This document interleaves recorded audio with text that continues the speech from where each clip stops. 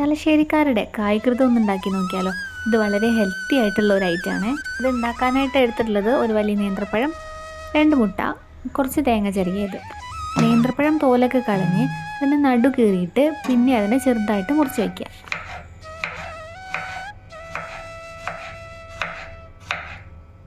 മുട്ട പൊട്ടിച്ച് ഒരു പാത്രത്തിലേക്ക് ആക്കിയതിന് ശേഷം അതിലേക്ക് ഒരു 3/4 സ്പൂൺ പഞ്ചസാരയും കൂടി ഇട്ടിട്ട് നന്നായിട്ട് ഇളക്കുക. അപ്പോൾ വേണ്ട ഐറ്റംസൊക്കെ ഇതുപോലെ റെഡിയാക്കി വെച്ചതിന് ശേഷം നമുക്ക് കുക്കിംഗ് സ്റ്റാർട്ട് ചെയ്യാം കേട്ടോ. ഇതെനിക്ക് എൻ്റെ ഒരു ഫ്രണ്ട് പറഞ്ഞു തന്ന റെസിപ്പിയാണ്. ഇനി ഒരു പാത്രം അടുപ്പത്ത് വയ്ക്കുക. അത് ചൂടാകുമ്പോൾ കുറച്ച് നെയ്യ് ഒഴിച്ച് കൊടുക്കുക. അത് ഉരുകിയതിന് ശേഷം നമ്മൾ റെഡിയാക്കി വെച്ചിരിക്കുന്ന മുട്ട ഉണ്ടല്ലോ, അത് ഇതിലേക്ക് ചേർത്ത് കൊടുത്തിട്ട് നന്നായിട്ട് ചിക്കി പൊടിക്കുക. ഉപ്പേരി പോലെ ആക്കില്ലേ, അതുപോലെ ആക്കി കൊടുക്കുക. മുട്ടയും നേന്ത്രപ്പഴമൊക്കെ യൂസ് ചെയ്യുന്നതുകൊണ്ട് തന്നെ വളരെ ഹെൽത്തി ആയിട്ടുള്ള ഒരു ഐറ്റമാണ് കേട്ടോ ഇത്. കുട്ടികൾക്കൊക്കെ കൊടുക്കാൻ പറ്റും.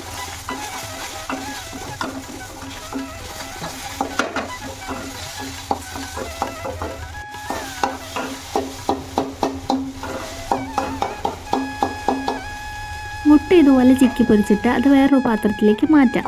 എന്നിട്ട് പിന്നെ ഈ ഇതുണ്ടാക്കിയ പാത്രത്തിലേക്ക് തന്നെ കുറച്ച് നെയ്യും കൂടെ ഒഴിച്ചിട്ട് അത് ഉരുകിയതിന് ശേഷം നമ്മൾ ചെറുതായിട്ട് മുറിച്ച് വെച്ചിരിക്കുന്ന നേന്ത്രപ്പഴം കൂടെ ഇതിലേക്ക് ഇട്ട് കൊടുക്കാം.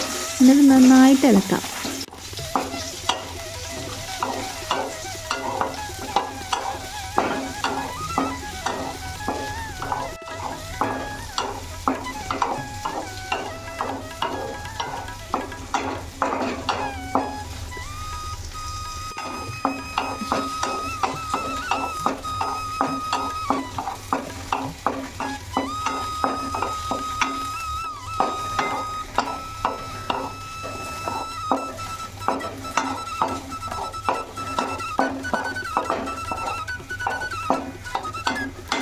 പഴത്തിൻ്റെ കളറൊക്കെ നന്നായിട്ട് മാറി വന്നിട്ട് ഇതിലേക്ക് നേരത്തെ ചിക്കി പൊരിച്ച് വെച്ചിരിക്കുന്ന മുട്ട ഉണ്ടല്ലോ, അതും കൂടി ചേർത്ത് കൊടുത്തിട്ട് ഇളക്കി കൊടുക്കാം.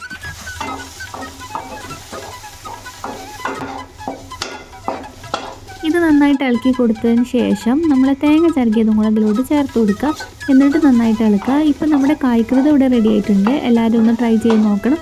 വളരെ ഈസി ആയിട്ട് ഉണ്ടാക്കാൻ പറ്റുമെങ്കിൽ നല്ല ഹെൽത്തി ആയിട്ടുള്ളൊരു റെസിപ്പിയാണ്. എൻ്റെ ഒരു തലശ്ശേരിക്കാരി ഫ്രണ്ടായിട്ടോ ഇത് പറഞ്ഞു തന്നെ. ഞാൻ മുന്നേ ഇത് കഴിച്ചിട്ടൊന്നുമില്ല. കഴിച്ചപ്പോൾ എനിക്ക് നല്ല ഇഷ്ടമായി. അപ്പോൾ എല്ലാവരും ഒന്ന് ട്രൈ ചെയ്ത് നോക്കിയിട്ട് നിങ്ങളുടെ അഭിപ്രായങ്ങൾ കമൻ്റായിട്ട് പറയണം കേട്ടോ. ഇഷ്ടപ്പെട്ടാൽ വീഡിയോ ലൈക്ക് ചെയ്യുക, അതുപോലെ ഷെയർ ചെയ്യുക, ചാനൽ സബ്സ്ക്രൈബ് ചെയ്ത് സപ്പോർട്ടും കൂടി ചെയ്യണം കേട്ടോ.